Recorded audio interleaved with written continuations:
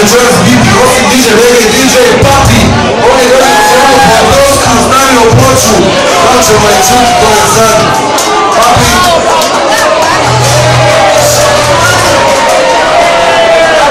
Tamo je prava Moska iz 65.